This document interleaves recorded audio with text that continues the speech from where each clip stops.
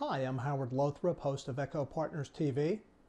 Today I want to talk about a question I get often, and that is, what can I do to improve my GAAP? You know, at so many banks, GAAP is so important if for no other reason than almost everybody understands it. It's conceptually very straightforward, and it's something that pretty much every bank management team is familiar with. So the question is, how do we take our kind of old standby, dusty old GAAP report and improve it to make it a more accurate and usable management tool? Well, the answer is surprisingly simple. What we're going to do is we're going to take our traditional GAAP report where we have line item by line item, each and every repricing asset and liability scheduled out to its repricing and maturity, again according to its terms, and we're going to adjust it. The first thing we're going to do is we're going to go through and we're going to note whether this line item is an amortizing line item or a prepayable line item, such as a callable bond or a loan that could prepay.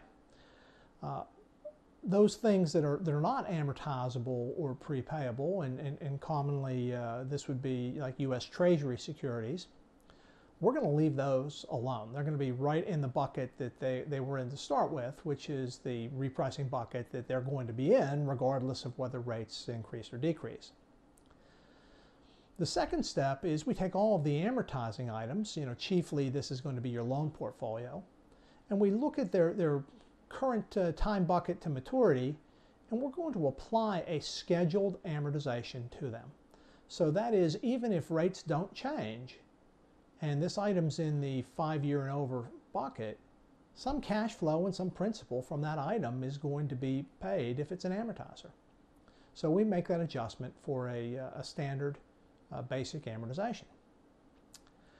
Then the next adjustment or assumption that we make is we look to see how the rate of prepayment or repayment is going to change based upon changes in interest rates.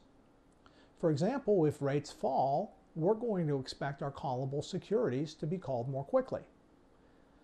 If rates rise, we're going to expect our loan portfolio and our investment portfolio, particularly mortgage backs, to extend. We're going to apply the same sorts of asset liability assumptions with respect to prepayment that you would apply in an earnings at risk situation or simulation. Only we're going to do it to the GAAP report, which makes it a little bit easier to do. Now, of course, I focused on the asset side of the balance sheet with this discussion. The same is true for the liability side. Even though you have CDs with a certain maturity, we all know that sometimes when rates change, these items will repay or they'll be cashed in early.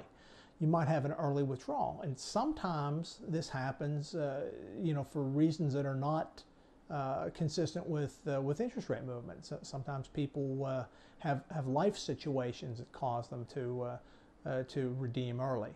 So we want to make all of these assumptions that we can, but the most critical of which, where you're going to get the biggest bang for your buck, is by simply applying amortizations and prepayments to your loans and securities.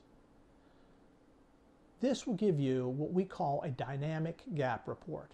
Dynamic GAAP takes that static GAAP and adjusts it to allow rate movement to change your cash flows.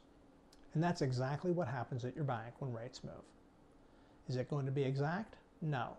But it's going to be more accurate than what you had before, and it's still going to retain its easy to understand character.